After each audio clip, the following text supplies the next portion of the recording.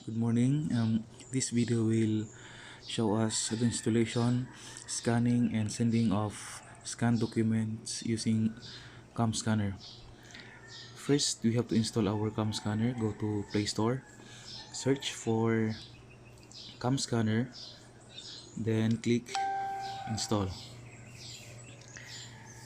Download and installation of Camscanner will depend on your internet connectivity. So make sure you have stable internet connectivity. As of this time, um, Camscanner is only 62.47 MB, and Camscanner is a safe Android app because it is verified by Play Protect as shown in the screen. So hintayin lang po natin na ma-install yung app natin.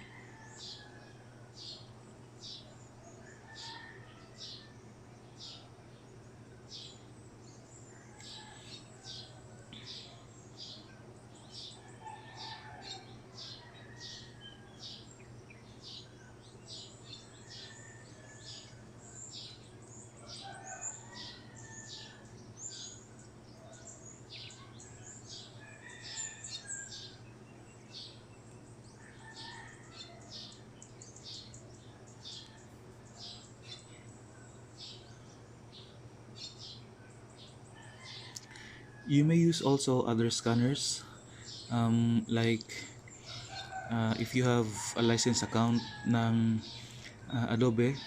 I have here also this one, Adobe Scan. Okay, you may also use that one, but because yan po yung cam scanner po yung recommendation ng memorandum natin. Okay, so this tutorial is for cam scanner. But again, if you have already installed other app for scanning documents, just use that one. But for those na wala pang cam scanner or wala pang document scanner na Android app, okay, we recommend you to use Camscanner.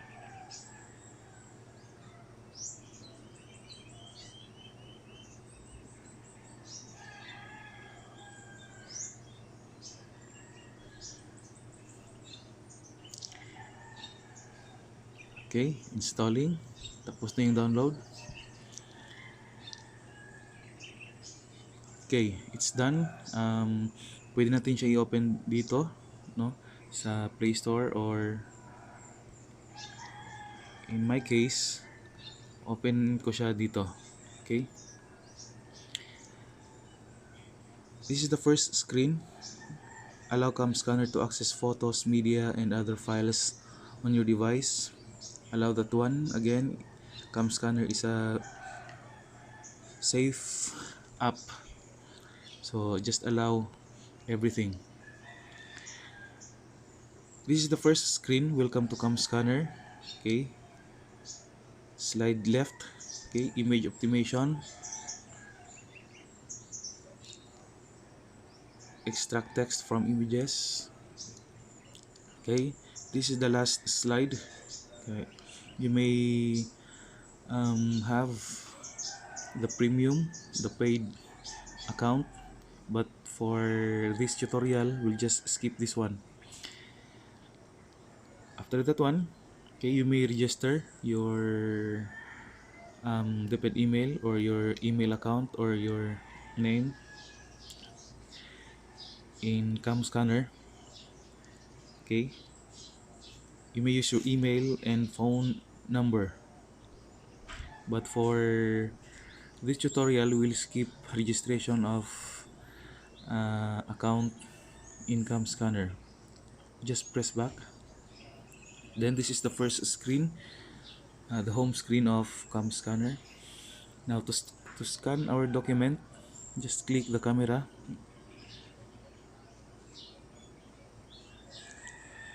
Okay, allow Camscanner to take photos and record video. Of course, allow that one. Okay, there's a demo.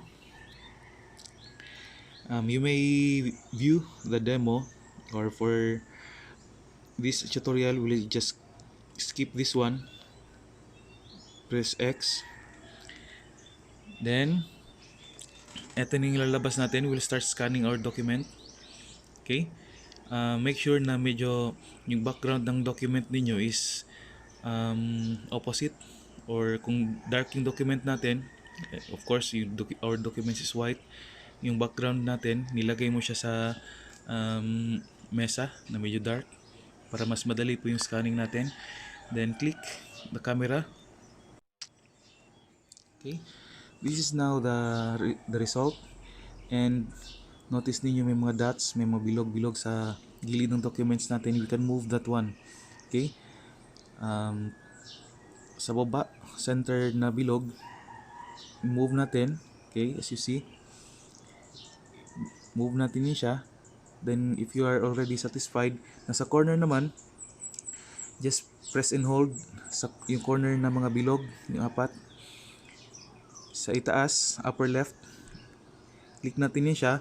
Notice ninyo may sa upper right na side, yung sa bilog, okay, may makikita ninyo yung edge ng document. So you can move saan you at least ma-target niyo yung pinaka-edge ng document.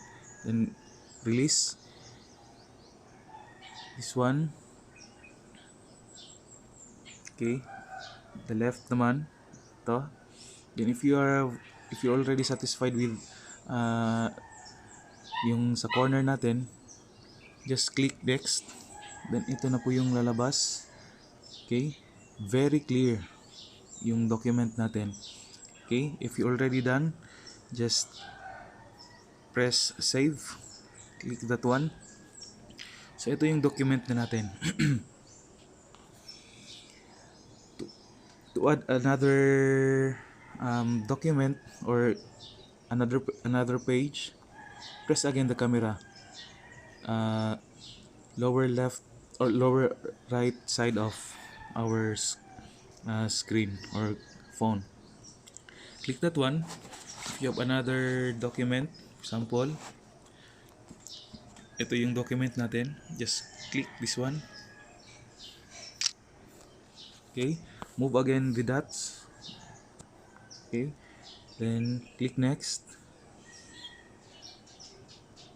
then save.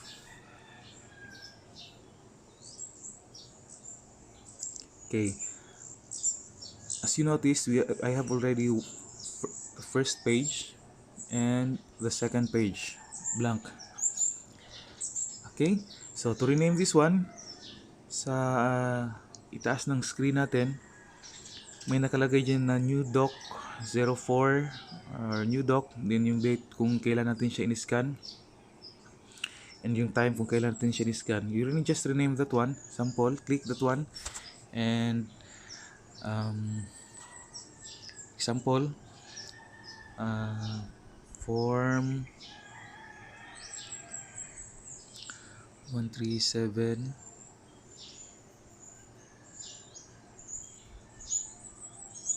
magpet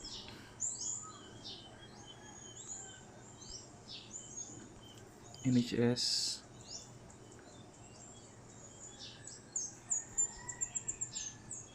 grade 7 Rizal. Click OK. Then if you will press back, okay, this is just a tutorial, just skip this one, click X. Okay, so ito na yung document natin. If you want to add, for example, if you want to add another page, just click the, okay, click our document, tapos click naman yung camera, cancel. Now we have already our scan document. The next step is to send this one. Okay, so click that one, or you may long press, may sa baba may nakalagay na share. Okay, so you share that one, or here click the document, sa itaas upper left upper right corner natin may nakalagay na share, icon. Click that one. Then you choose yung type ng document na i-share natin. Anong gusto niyo? PDF ba? We have also image, long image, Word, document link, kung link lang ba. But for this, for the checking of forms natin, we prefer PDF and image only. Okay? So for example, first is PDF. Sa PDF natin, yung app natin, since it is just a free account, sa baba ng document natin, may makikita kayo na scan with Camscanner. Okay? Wala tayong magawa dyan. So, just i-enable lang po natin yun siya. Ito na yun siya, yung document natin. Okay? So, what we're going to do is to click share.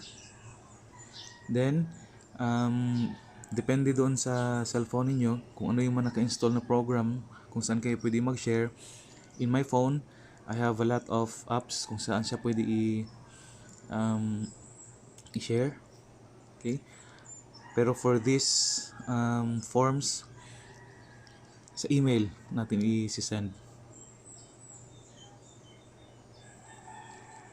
Okay? So, click Gmail. Then make sure doon sa mail ninyo naka-open by default yung DepEd email ninyo or yung ginagamit niyo na email. Then click here to for example, I will send that to joeymark2004@gmail.com.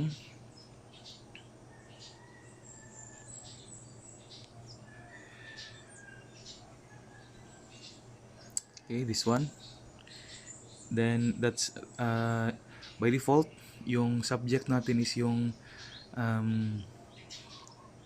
name ng form na isi-send natin. Okay, you may put message like good AM attached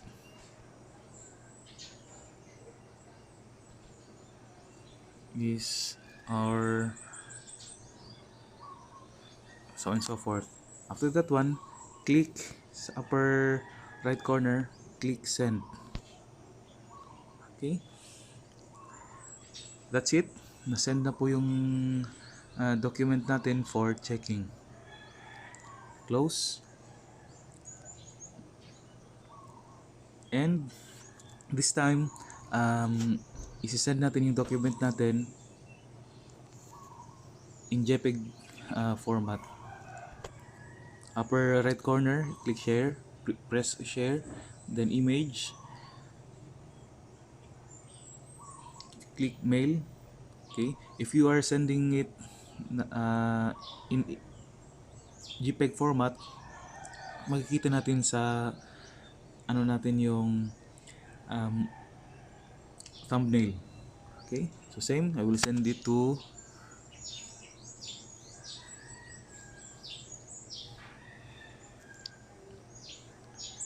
email ng person na mag-receive ng forms natin. Compose mail, okay, message, and click send. Okay, sa image naman, sa JPEG format, wala na po yung scanned from Camscanner. Okay, the whole document, the whole image, ito po yung look, no? Ito po yung makikita lang ng JPEG format. Okay, so if I will open my email sa Gmail, okay, I am using kasi yung sa Gmail. Okay, from Joey Mark Cantere, 4137 Magpet National High School. Ito yung this one, JPEG format. Yung PDF format naman, ito yun siya sa baba. Okay, what you're going to do is to download that one in your laptop or in your mobile device. Thank you and mabuhay po tayong lahat. Keep safe.